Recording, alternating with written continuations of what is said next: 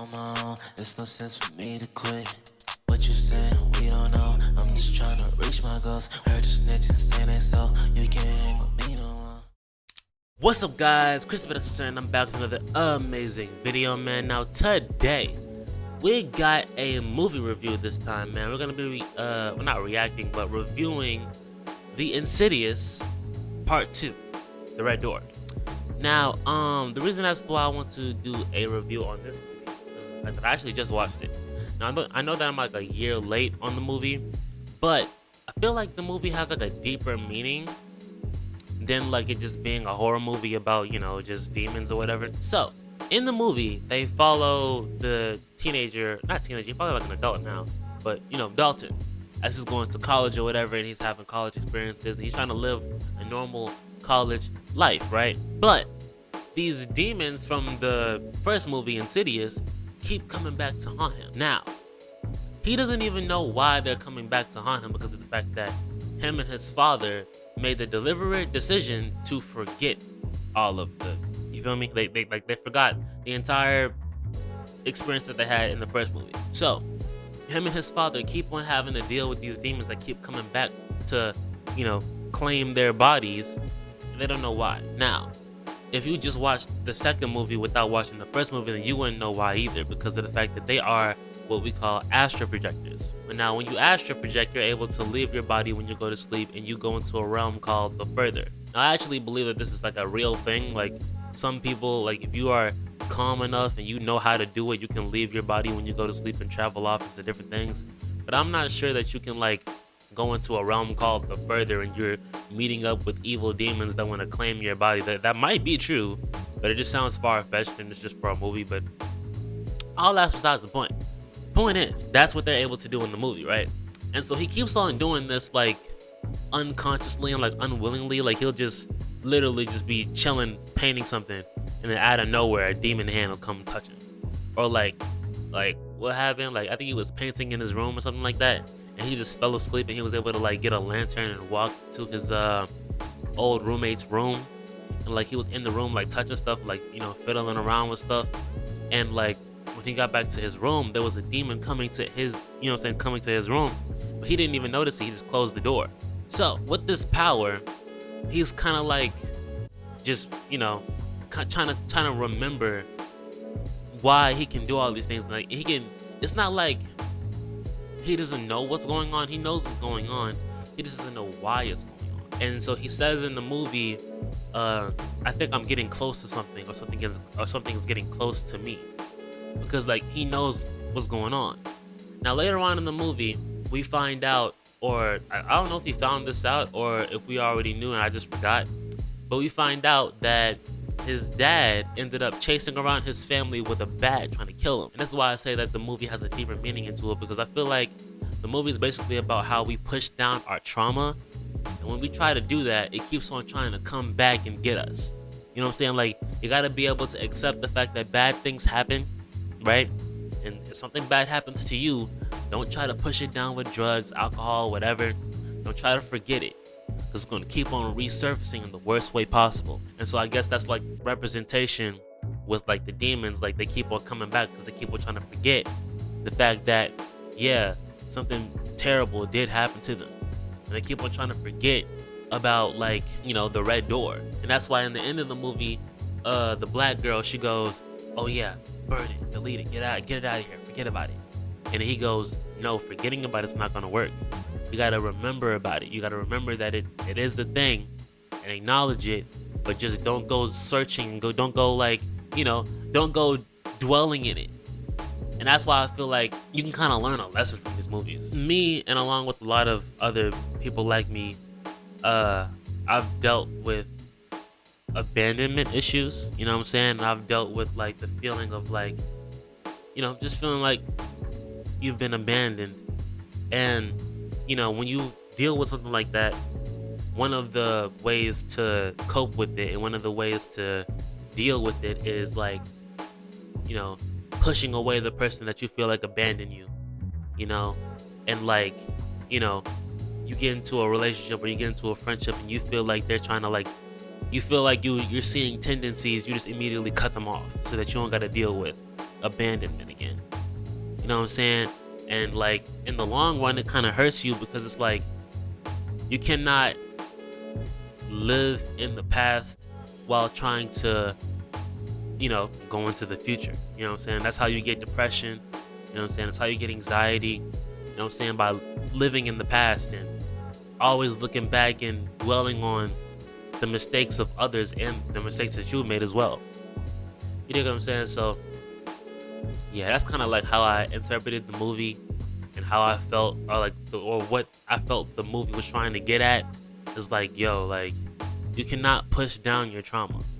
You cannot forget trauma. You gotta understand why it happened. You gotta understand how to get over it. You know what I'm saying? And you gotta be able to sit in your own skin. That's why so many people, they kill themselves because of the fact that they can't sit with what happened to them. They can't sit with who they are. They want to change themselves so bad that they end up letting the evil thoughts and they let the suicidal thoughts and they let the traumatic thoughts win. You can't let these thoughts win. You cannot let these thoughts win. Oh, another thing. I don't know why that girl was so invested in trying to hang around this boy the entire movie. I'm sitting here like, yo, we don't get involved with demons and devils and all this extra stuff. I'm like, she literally sitting over here holding this dude while the demons are coming for his body. And I'm sitting here, I'm like, girl, run. What's wrong with you? Like, that's not your man. This is not your husband. This is not your brother. Well, I mean, I guess that's her friend or whatever, but y'all literally just met a week ago. Bro, I would have been dipped on him. He literally levitated her and threw her to the wall. I know it wasn't actually him, but at the same time, it's like, dog, I don't understand why she was so invested and she cared so much about him. Like, that wouldn't have been me. That would not have been me at all. I don't really understand the whole painting over it thing. Like, at the end of the movie, to seal the door, they literally just paint, like, black paint over it. So I'm saying here, I'm like, the only reason as to why they're dealing with this is because of the fact that he kept on painting and drawing it. Like, that's what the ending kind of made me feel like. Like, the only reason as to why the demons keep coming back is because he keeps on, painting it. He keeps on bringing it up. You know what I'm saying? And that's another thing about why I feel like that's the meaning of the movie. It keeps on resurfacing. Even though he doesn't want to talk about it, he doesn't even know what he's doing for real. He's just unconsciously repainting the door. Every chance he get, he's painting the door, drawing the door. Or he's drawing demons. He's drawing the devil. Not the actual devil, but the evil creature. And that's why I feel like it's synonymous to, like, say you get into an argument with a woman, or you get into an argument with anybody, and like you've dealt with trauma before, so like even if the argument is small, it's a small little like when they first got into the college dorm and the dad and Dalton was arguing, and out of nowhere he goes, "Oh, why you gotta be such an ungrateful little," and that was extremely uncalled for. Extremely uncalled for. He did not need to say that to Dalton. But the trauma, it resurfaced itself. You know what I'm saying? And that it happens in real life too. Say you get into an argument, it's a small argument, it's a small little debate, but you've dealt with so much trauma in your life that literally any little thing sets you off. And instead of just, directing that attention to what really the problem is, and really like getting to the bottom of why you feel such a way over little things, you try to suppress it with drugs, you try to suppress it with alcohol. We can actually see this with that girl Krishan Rock. Like every time we see her get drunk and we see her get into a high stress situation, instead of processing what's going on and looking for the best way to, de-escalate the situation, she immediately resorts to turning up. She immediately resorts to crying. She immediately resorts to blowing up over the smallest little things, over the tiniest little things. And we sit back and we look at her and we're like, oh yeah, what's wrong with her? There's no hope for her. Da-da-da-da-da-da. When no, we're looking at a damaged soul. We're looking at a traumatized person. that does not know how to deal with it. And she's in the worst position because she's dealing with somebody that is only looking to benefit off of her for, money, and benefit off of her for clout. That's why if you watch the show Crazy in Love, he says, oh yeah, take a shot. We need this. This is good TV. Instead of turning off the cameras and be like, yo, what's really wrong with you? And don't come at her all crazy. You just sit back and you look at her like, hey, you want to talk? Like, what's going on? You know what I'm saying? And Krishan, she's not used to,